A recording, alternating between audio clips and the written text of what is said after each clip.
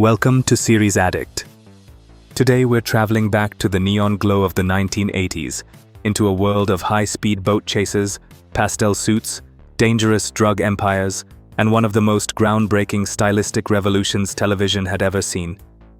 This is the story of Miami Vice, the show that didn't just entertain audiences, it rewired the DNA of modern TV. When Miami Vice premiered in 1984, American television looked completely different. Crime shows were usually gray, procedural, and predictable. They were filmed like stage plays, lit like office buildings, and often lacked any notable personality. But NBC wanted something visionary, something that could capture the electrifying energy of MTV, the rising influence of pop culture, and the darker truths simmering beneath Miami's glamorous surface. Executive producer Michael Mann saw an opportunity to turn the traditional cop show into something cinematic. Something bold, something stylish enough to feel like a movie every single week. And so Miami Vice was born, blending cutting-edge visuals, pulsating music, and complex storytelling in a way that no network television show had dared before. At the center of this new world was Detective James "Sonny" Crockett, played by Don Johnson. Crockett wasn't the typical TV cop. He was cool but damaged, confident yet weighed down by grief and trauma. He lived on a boat, carried a pet alligator named Elvis, and struggled with the emotional toll of undercover work. Crockett was a man constantly fighting the darkness of Miami's underworld while trying not to lose himself in the process. His partner, Detective Rico Tubbs, portrayed by Philip Michael Thomas, brought a completely different energy. A smooth, sharp New York detective, Tubbs arrived in Miami seeking revenge for his brother's murder. Together, Tubbs and Crockett created one of television's most iconic duos. Not because of witty one-liners or comedic banter, but because their partnership was built on loyalty, respect, and shared trauma. They were two very different men trying to navigate a city overflowing with corruption, drugs, and violence. But the real revolution of Miami Vice wasn't just its characters, it was the style. Michael Mann enforced a strict color palette across the entire production. No browns, no muddy greens, no traditional police drama grays. Miami Vice bathed every scene in pinks, blues, purples, and whites, creating a world that felt dreamlike yet dangerous, glamorous yet deadly. Miami itself became a character, a sunlit paradise hiding something sinister beneath the surface. This aesthetic extended to everything: clothes, locations, cars, even props. Don Johnson's pastel t-shirts under loose linen blazers, the iconic loafers with no socks, and the ever-present stubble turned Crockett into a fashion phenomenon. Clothing stores across the world scrambled to imitate the Miami Vice look. Men rolled up their blazer sleeves, wore lighter fabrics, and suddenly cared about color coordination. The 80s fashion boom owes much of its identity to this show. And then there was the music. Miami Vice didn't settle for generic soundtrack compositions. It embraced real pop and rock hits from the biggest artists of the decade. Phil Collins, Tina Turner, U2, Dire Straits, Peter Gabriel, the Rolling Stones.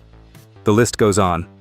Episodes were written around songs, using them to elevate emotion and deepen storytelling.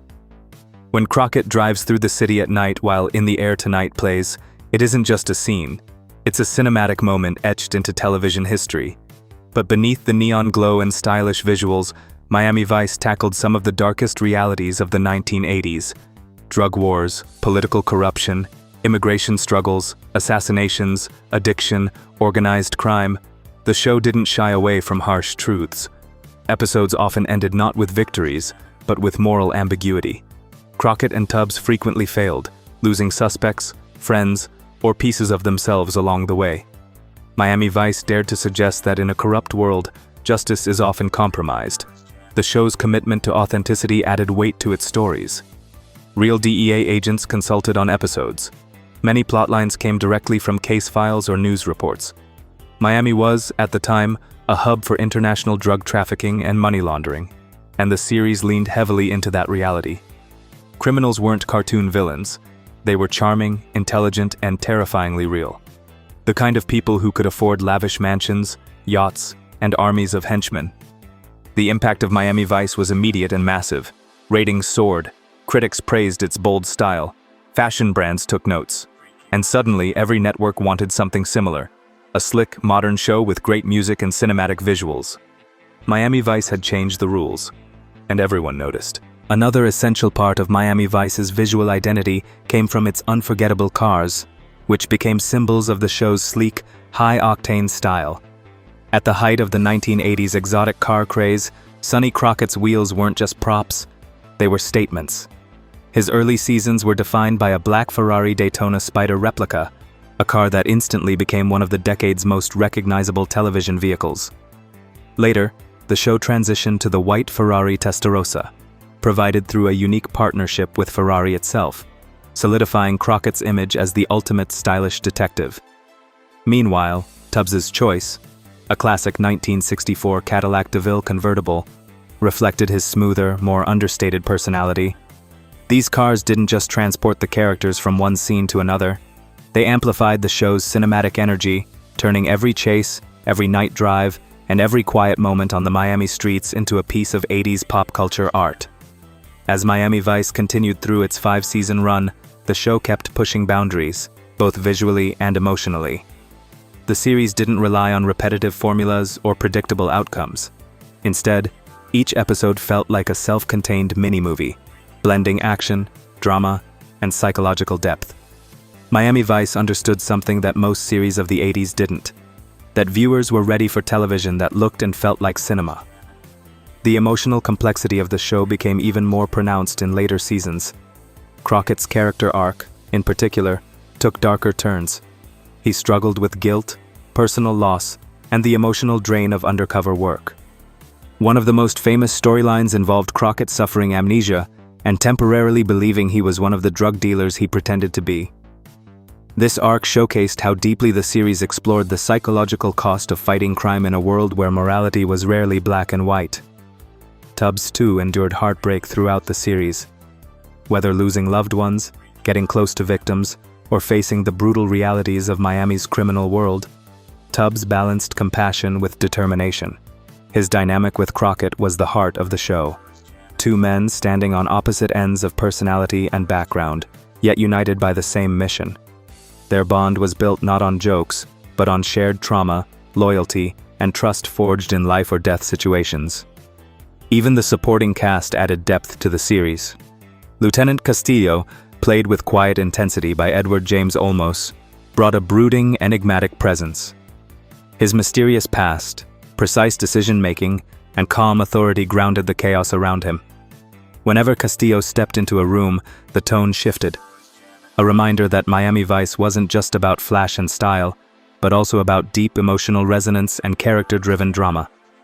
But perhaps what made Miami Vice truly timeless was its ability to reflect the cultural and political climate of the 1980s. Miami wasn't just a backdrop. It was a symbol. A city where wealth and ruin lived side by side. Where immigrants chased dreams but often found danger. Where drug empires rose and fell in explosions of violence. Miami Vice captured this atmosphere with authenticity, blending real news, real issues, and real consequences into its neon-soaked storytelling. The show also provided a launching pad for countless careers. Major stars who were unknown at the time, Bruce Willis, Liam Neeson, Julia Roberts, Steve Buscemi, Viggo Mortensen, Ben Stiller, Chris Rock, all appeared in guest roles. Seeing these now legendary actors in early performances is a time capsule of Hollywood history. Directors, writers, and cinematographers who later shaped modern cinema also honed their skills on the set of Miami Vice, benefiting directly from Michael Mann's high standards for visual storytelling. Behind the camera, the production pushed television technology forward. The crew used innovative filming techniques, long-lens photography, night shoots that captured Miami's glowing skyline, and music-driven editing that felt decades ahead of its time. Many modern crime dramas, from CS1 to True Detective to Narcos, owe part of their visual identity to the groundwork laid by Miami Vice. By the time the series ended in 1989, the world of television had changed.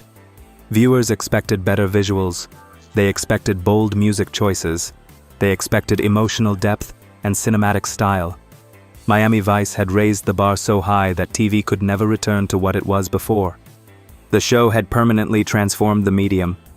Even today, Miami Vice remains one of the most influential series ever created. It is more than a crime drama.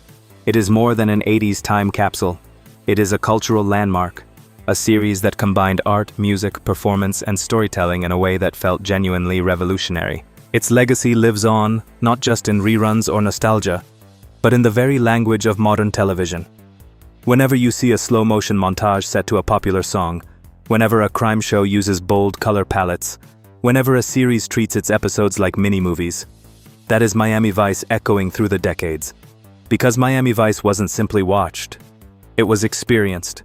It was a world of contrasts, beauty and danger, luxury and decay, loyalty and corruption, all wrapped in neon light and 80s soundscapes. A world where two detectives tried to hold back a rising tide of crime, even when victory seemed impossible. A world that made television feel cool in a way it had never felt before. And that is why Miami Vice remains one of the most iconic shows in TV history. A series that didn't just define an era, it helped create one. Thank you for watching Series Addict.